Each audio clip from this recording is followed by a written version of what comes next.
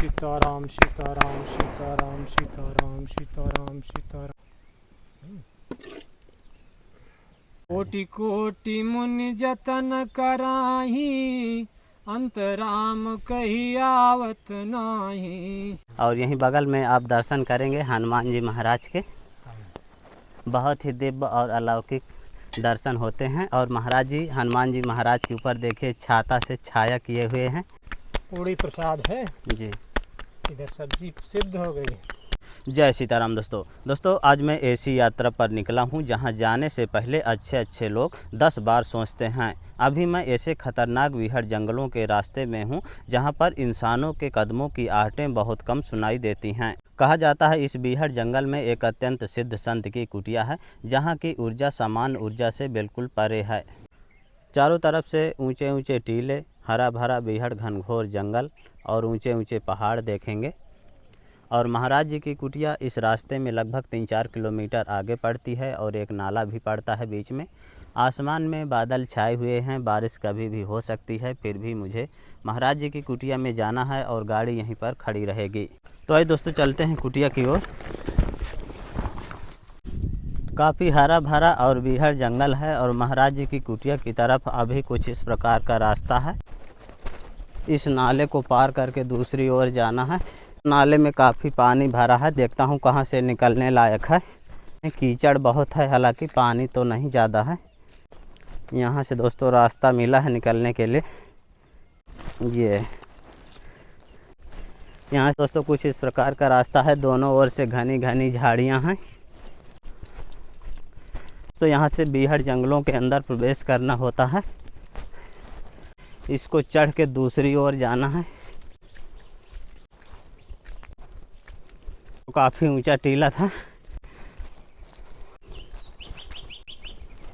काफ़ी बीहड़ जंगलों के अंदर आ गया हूँ और यहाँ पर हमें एक दो राह मिला है। एक रास्ता इधर को जाता है, एक इधर को जाता है। अब आइडिया नहीं है कि किस रास्ते में है, अभी हम इस रास्ते में जाकर देखते हैं। दोस्तों दूर दूर तक महाराज जी की कुटिया दिखाई नहीं दे रही है और जंगलों में एक भैया दिखाई दे रहे हैं, इनसे पूछता हूँ। जय सीताराम भैया। सीताराम। भैया क्या कर रहे हैं यहाँ पर? लकड़ी तोड़ रहे हैं। लकड़ी तोड़ रहे हैं? लकड़ी तोड़ रहे हैं घर के लिए। सूखी? हाँ सूखी सूखी। अब भैया यहाँ जंगलों में कोई महात्मा रहते हैं कहीं पर?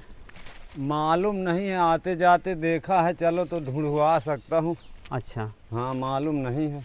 तो कौन से रास्ते में है भैया? इसी रास्ते में आते जाते हैं। इधर की ओर? हाँ इधर की ओर। अच्छा, तो आप देखे नहीं कुटिया? देखे नहीं है कुटिया, चल सकते हैं, ढूंढा देंगे। इनके माध्यम से अब मैं कुटिया तक जाऊंगा। लकड़ी यहीं आप रख देता हूँ, अपनी लकड़ियाँ लौट के ले लूँगा। हाँ यहीं रख दीजिए। कोई ले तो नहीं जाएगा? कोई नहीं ले जाएगा जंगल में। अकेले भैया यहाँ डर नहीं रहता, लकड़ी करने आ जाते हैं? और डरते तो नहीं है, जानवर तो बहुत हैं। अच्छा। ये लिवा चरना है। हाँ हाँ हाँ। कौन कौन से जानवर हैं भैया? यहाँ जानवर तो बहुत है, शेर बाघ तो नहीं है। अच्छा। भालू है और हिरन है और ये जानवर हैं छोटे मोटे। अच्छा। हाँ। बंदर बैठे हैं? बंदर तो है ही है यहाँ जंगल में। हाँ। बंदर ही ज़्यादा दिखते हैं, हिरन दिखेगा, सांभर दिखेगा। हाँ हाँ। भालू और कभी कभी सुअर दिखे दे। अच्छा। हाँ। सुबह ही आ जाते होंगे हाँ भैया? सुबह आते हैं। हाँ। अभी लकड़ी करेंगे, अब फिर जाएंगे वही 3-4 बजे। अच्छा। हाँ। और भैया यहाँ से कुछ जड़ी बूटी भी मिल जाती है? हाँ जड़ी बूटियाँ बहुत हैं, अब फूट आई हैं। चने की साग के सरीके बनती है भाजी। अच्छा। हाँ आगे कंकड़ों में मिलेगी। अच्छा। हाँ। दोस्तों यहाँ पर देखे पानी चल रहा है पहाड़ों से झरने का। अब कुटिया एक रास्ता भैया इधर को, एक रास्ता इधर है, एक रास्ता ये है। तो कौन वाली में चलेंगे पहले? ये वाली में चलते हैं। अच्छा। हाँ। बीहड़ जंगलों के अंदर हमें एक नदी की तरह का झरना मिला है जो पानी धीरे धीरे जिसमें चल रहा है। और एक रास्ता इस ओर के लिए हमें दिख रहा है और एक रास्ता इस ओर दिख रहा है। अभी हम इस रास्ते में जाते हैं।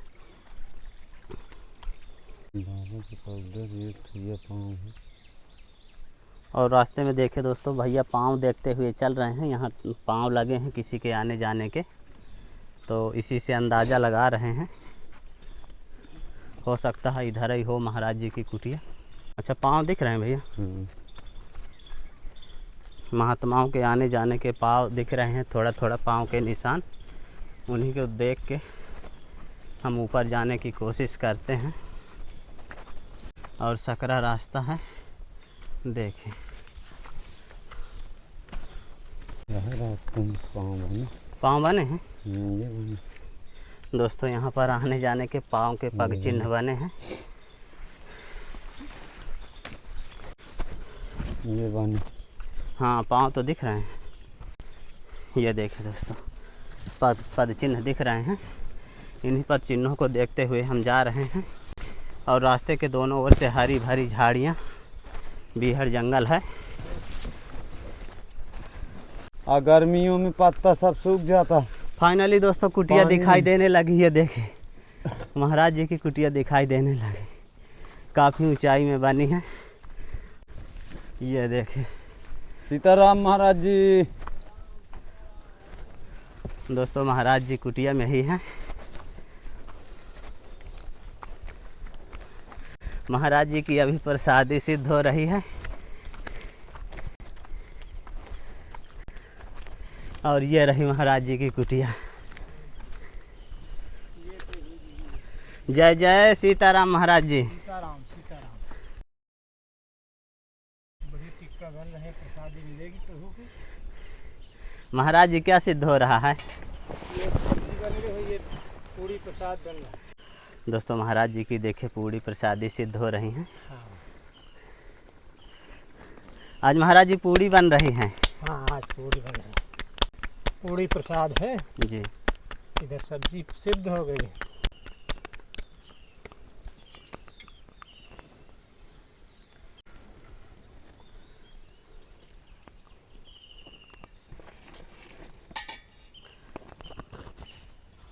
सीताराम। कितनी खरी खरी महाराज जी पूरी प्रसादी पका रहे हैं। हाँ और यहीं बगल में आप दर्शन करेंगे हनुमान जी महाराज के। हाँ। बहुत ही दिव्य और अलौकिक दर्शन होते हैं। और महाराज जी, हनुमान जी महाराज के ऊपर देखिए छाता से छाया किए हुए हैं। और यहाँ पर महाराज जी की सामग्री है। और ये महाराज जी का छतुरा है। चारों तरफ से आप हरा भरा और बीहड़ घनघोर डरावना जंगल देखेंगे। जिधर भी आपकी दृष्टि जाएगी पहाड़ ही पहाड़ देखने को मिलेगा। और इस तरह की जगह में महाराज जी रहते हैं। और देखें महाराज जी कितनी सारी तुलसी की माला टांग के रखे हैं। महाराज जी, इतनी मालाएं रखे हैं आप? ये तुलसी की मालाएं जो है हनुमान जी में और दुर्गा जी में चढ़ी हुई हैं। अच्छा। एक हफ्ता चढ़ी रहती हैं, बदल देते थे। अच्छा। ये निर्मोही अखाड़ा का जो गौशाला है ना, हाँ हाँ। वहाँ मैं रहता था तो वहाँ तुलसी बहुत थी। अच्छा। तो एक संत बना रहे थे तो मेरे दिमाग में आया कि ये क्यों, अगर ये बना रहे हैं हाँ हाँ। तो मैं भी सीखूं। अच्छा। तो मुझे बनाना आ गया। मैं फिर इनमें हर मंगल को जो है एक नई जो है माला। अच्छा। देखो अभी एक माला चढ़ी हुई है। हाँ हाँ हाँ हाँ। तुलसी की। जी जी।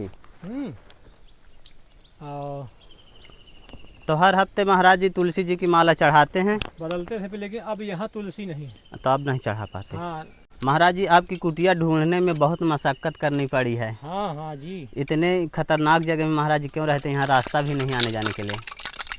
ये भी अगर मैं बहुत सरल जगह में रहूँगा हाँ हाँ। तो मुझे लोग बहुत परेशानी होती है। अच्छा। अगर एकांत हूँ तो थोड़ा परेशानी होगी तो कम लोग आएंगे। हाँ हाँ हाँ। और यहाँ मेरा भजन का हिसाब वही सा देगा। अच्छा। जो चीज़ भगवान के लिए चाहिए वो अगर नहीं होगा तो क्या फ़ायदा है रुकने से। इसलिए जो है मैं जो है यहाँ आया हूँ। जब गौशाले में था ना, जब मैं भजन करने लगता था। अच्छा। तो जो गाय थी तो एक नहीं 10 15 20 परिक्रमा करती थी। अच्छा। जब परिक्रमा करे तो मेरा ध्यान टूटता था। यहाँ महाराज जी शांति रहती है? बहुत अच्छी शांति। यहाँ बहुत आनंद आता है एकांत में। अब यहाँ जहाँ कोई लोग आ गए तो बोलना पड़ता है। हाँ हाँ। नहीं, अगर ना बोलना पड़े, जितना मौन रहो ना, अच्छा, उतने अच्छा है। महाराज जी अपनी कुटिया एक ऊंचे टीले में बनाए हुए हैं। ये ऊंचा टीला, इधर भी खाई है। हाँ, इधर भी खाई है। जी जी जी। इधर थोड़ी रास्ता थोड़ा ऊंचा है। हाँ, आगे चल के समतल है। और महाराज जी का जो मचान बना है बांसों का बना है। ये देखे बांस। और इसमें महाराज जी कौन सी घास डाले हैं?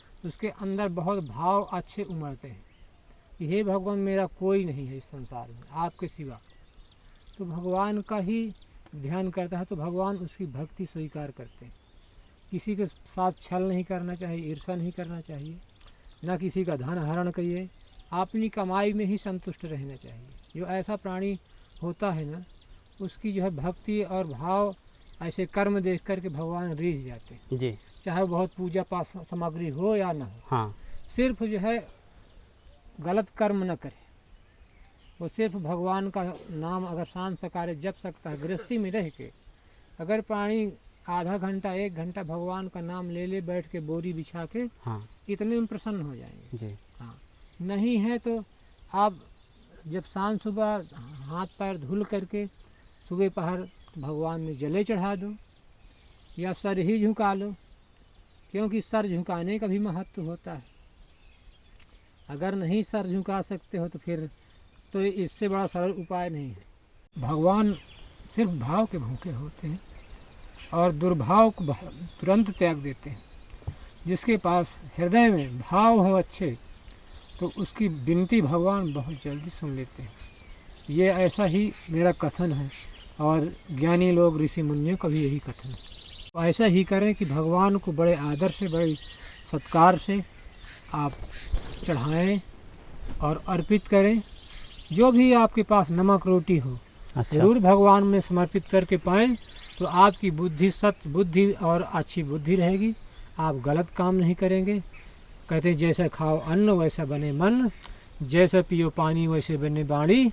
जब आपका मन सही रहेगा तो आपका तन भी सही रहेगा। अगर आपका मन हिल गया तो आपका तन भी हिल गया तो तुम्हारी बुद्धि भी नष्ट हो गई तो आप गलत काम करने लगेंगे तो आपका सब कुछ गड़बड़ा जाएगा जी। तो भगवान के ही चरणों में सब सुख है। कोटि कोटि मुनि जतन कराही, अंतराम कही आवत नाही। जो ऋषि मुनि बड़े बड़े हैं यही कामना करते हैं कि हे भगवान जब हमारा शरीर छूटे तो आपका नाम निकले। अगर जिस प्राणी का जो है मरते समय नाम निकलता है भगवान का, उसको जो है सारे अपराध माफ़ हो करके और भगवान के सुर धाम उनके जो है धाम में जाना पड़ता है। साकेत धाम राम जी का है, वहाँ ले लेते हैं।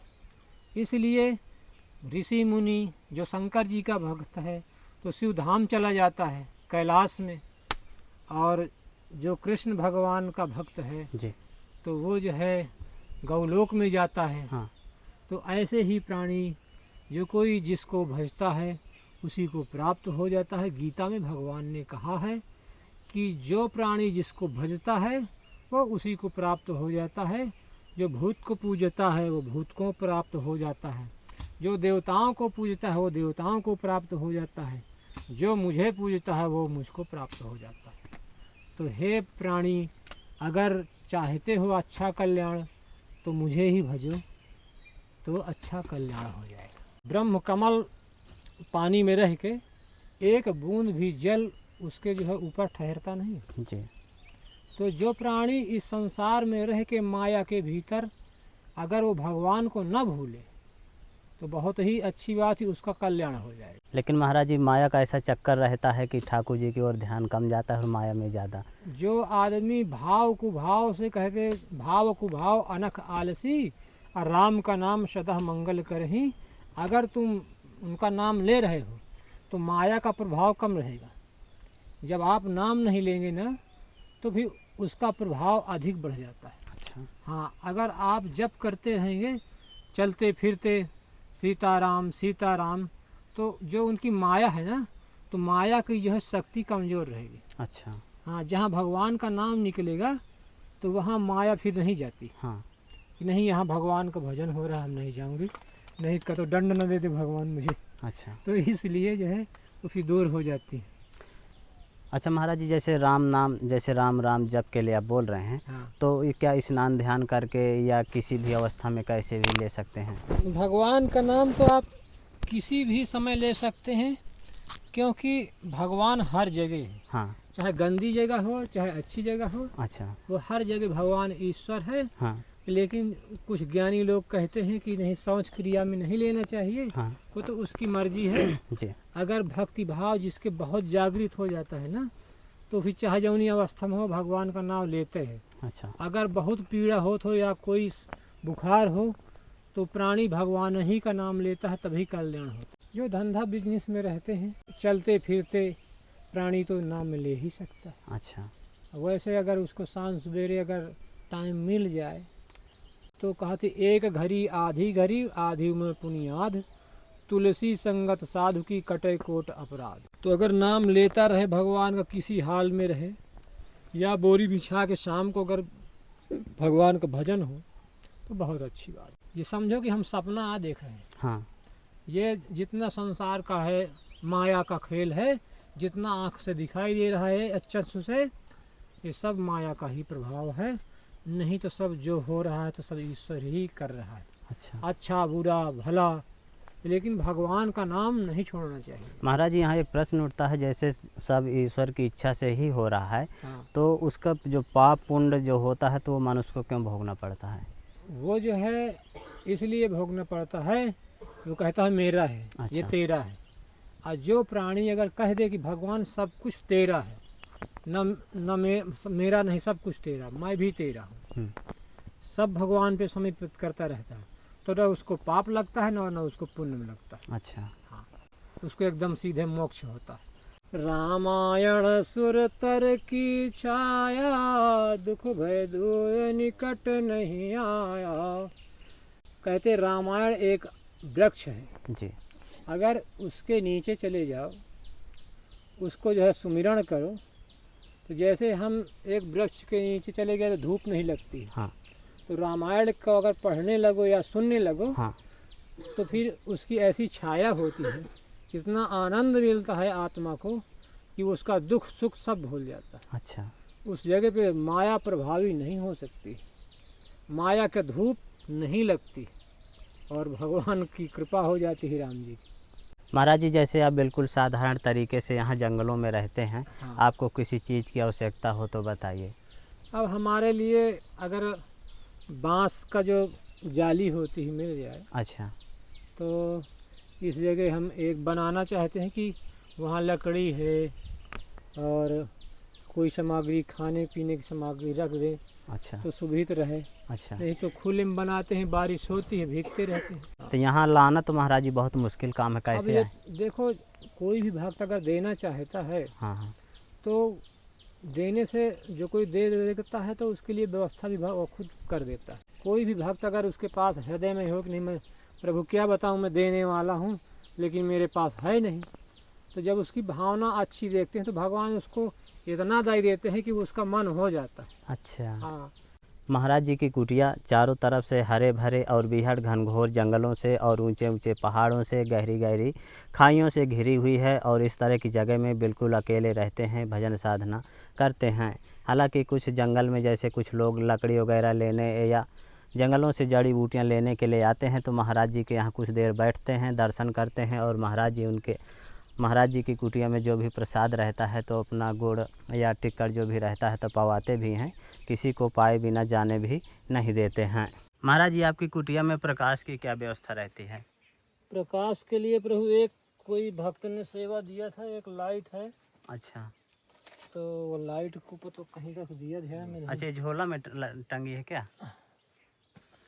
हाँ हाँ, यही। अच्छा, तो इससे काम चलाते हैं? हाँ, इस काम चलता। और महाराज जी उस तरह मतलब सोलर प्लेट और बैटरी वगैरह नहीं है? और कुछ नहीं।